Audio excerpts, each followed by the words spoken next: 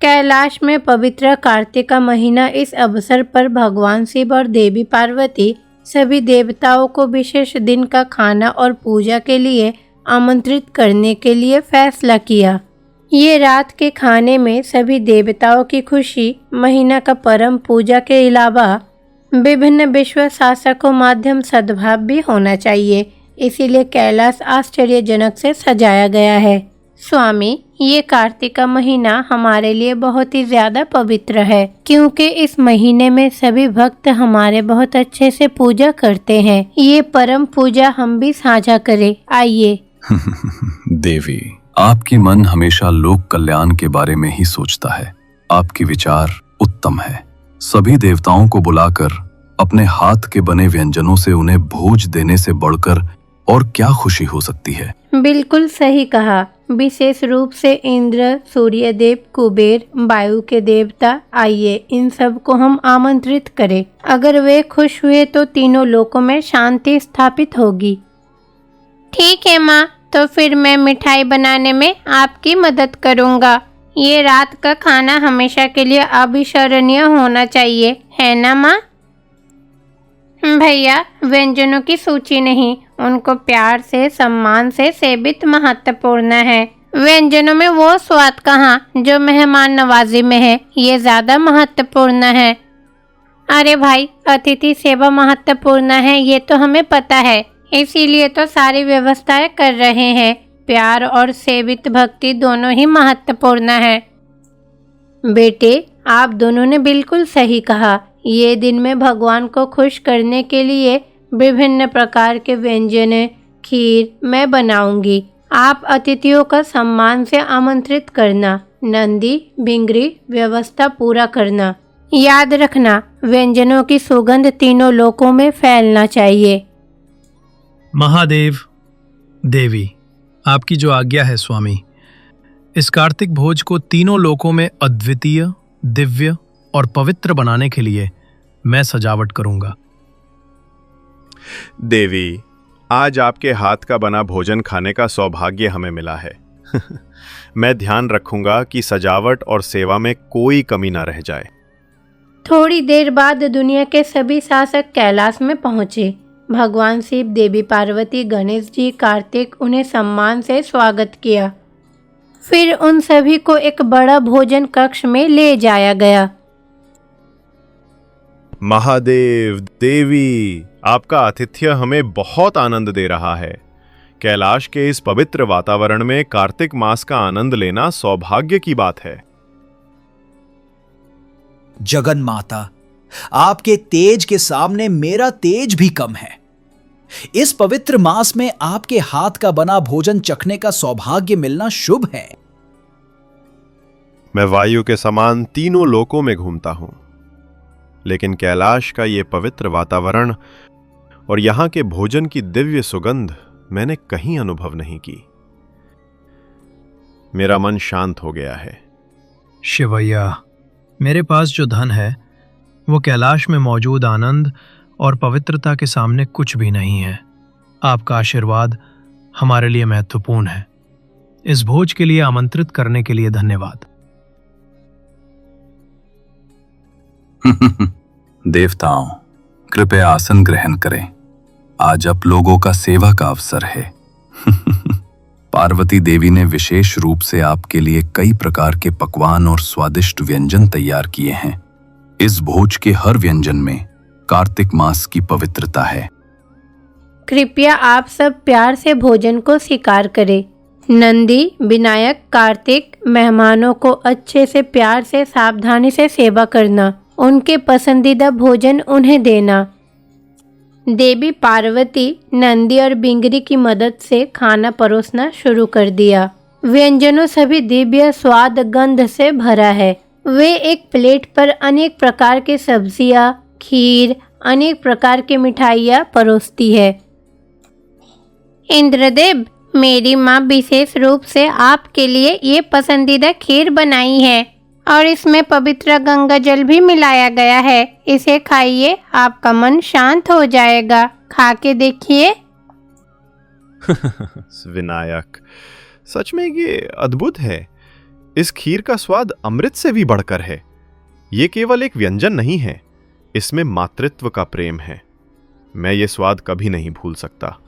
सूर्यदेव, आज बना ये पकवान बहुत ही नरम और स्वादिष्ट है। आप तो तेज के अधिपति है। आपके आगमन से ये भोजन और भी पवित्र हो गया है। इसे खाइए।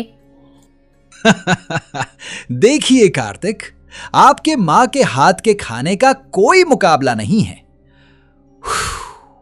इसे खाकर मेरे शरीर और मन को नई ऊर्जा मिली है। जगन माता का आशीर्वाद हम पर है। मां, इन दालों और सब्जियों का स्वाद कितना अद्भुत है। मुझे अब और कुछ नहीं चाहिए। इस भोजन के सामने स्वर्ग के पकवान भी फीके हैं। इसी तरह सभी देवताएं खुश होकर भोजन करते समय कुबेर उसके थाली की ओर देख रहे थे और वे स्वयं अपने मन ही मन कुछ सोचने लगे। आहा, कितना भव्य भोज है। दुनिया कहती है कि पार्वती देवी के व्यंजन संपूर्ण होते हैं, लेकिन मैं धन का अधिपति हूं। मैं कमियों को आसानी से पकड़ सकता हूं। इतने बड़े भोज में क्या कोई छोटी मोटी कमी है? इसी तरह कुबेर अपने प्लेट पे रखा हुआ व्यंजनों को अच्छे से देखता रहा, कुछ खाता रहा और कुछ गलतियां ढूंढता रहा। महादेव, देवी, आपके व्यंजन अतुलनीय हैं। मैंने सब कुछ खाया, लेकिन मुझे अपनी थाली में एक छोटी सी कमी दिखाई दी। अरे कुबेर, कमी कहाँ है? स्पष्ट बताओ। सब कुछ तो अमृत जैसा है। देखिए देवी, मुझे अपनी सबसे पसंदीदा चीनी से बनी विशेष लड्डू दिखाई नहीं दी। इतने भव्य भोज में वो छोटी सी कमी क्यों रह गई?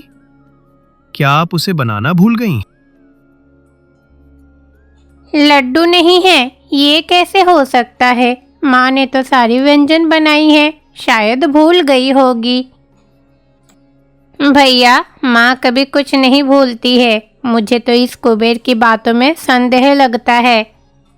कुबेर, आपने जो लड्डू मांगा वो मैंने जानबूझकर नहीं बनाया। अंदर छिपा हुआ सच बाहर आना चाहिए था, है ना? जानबूझकर? क्यों माँ? क्या आप मेरी पसंद नहीं जानती थीं? असल में आप धन के अधिपति हो। आपके मन में लालच अधिक है। आप इस दुनिया के सारे धन की गणना कर सकते हैं। इस भोज में आप स्वाद ढूंढ रहे हो, लेकिन प्रेम को नहीं देख रहे हो।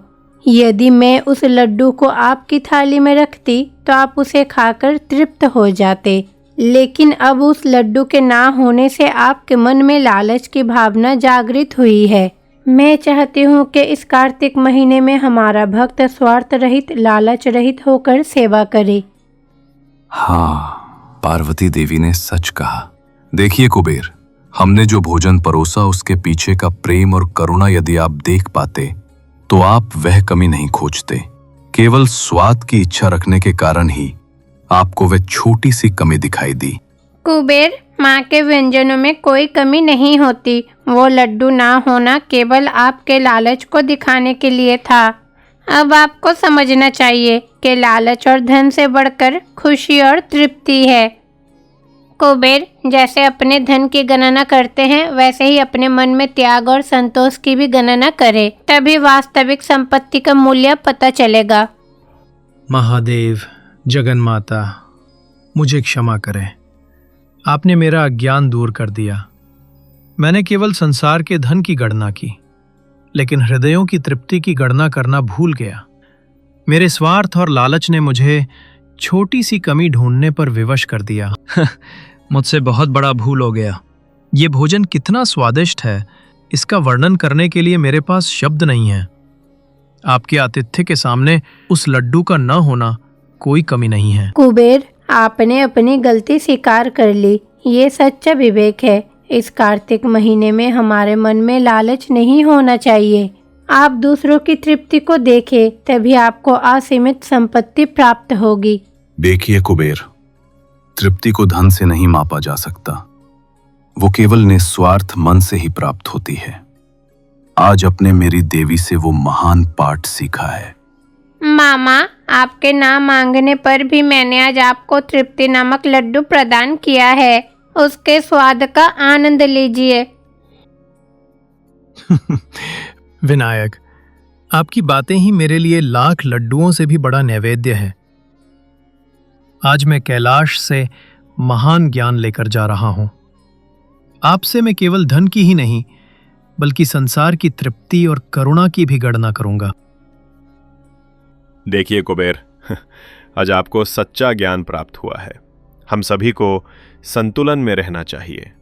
महादेव, देवी, ये भोज केवल भोजन नहीं था, बल्कि ज्ञान बांटने वाला एक महान समारोह था। हम बहुत आनंदित हैं। आज हमने आपके पारिवारिक प्रेम और आपके धर्म सिद्धांत को देखा। देवताओं, ये कार्तिक मास हम सभी को एक ही संदेश देता है। संसार के लिए संतुलन महत्वपूर्ण है। शक्ति, संपत्ति और ज्ञान एक ही स्थान पर होने चाहिए। मैं आशा करती हूँ कि इस भोज के माध्यम से आप शिव परिवार का प्रेम समझ गए होंगे। यदि हम निस्वार्थ रहे तो हमें मिलने वाली तृप्ति अपार होती है। माँ, पिताजी, आज हमें भी लालच की कमी के बारे में एक महान पाठ मिला है। हम समझ गए सच्ची संपत्ति का अर्थ है खुशी बांटना। अब से संसार में जहाँ कहीं भी कार्तिक महीना का समारोह हो, हम आशीर्वाद देंगे कि वो निस्वार्थ प्रेम और सच्ची तृप्ति के साथ ही हो। इसी तरह पूरा शिव परिवार उन देवताओं को आशीर्वाद दिया। देवताएं कैलाश से आनंदित और पवित्र मन के साथ अपने लोकों को लौट गए। इस प्रकार कैलाश में हुआ वो कार्तिक महीना का भोजन केवल एक मात्र भोज ना रहकर सभी देवताओं को सच्ची तृप्ति और निस्वार्थ का गहरा पाठ सिखा गया। कुबेर ने अपनी गलती जानकर अपने धन के साथ साथ करुणा और सेवा को भी प्राथमिकता देना शुरू कर दिया। इसी तरह शिव पार्वती के प्रेम और उनके आतिथ्य ने 3 लोकों में कार्तिक महीना की पवित्रता को सिद्ध कर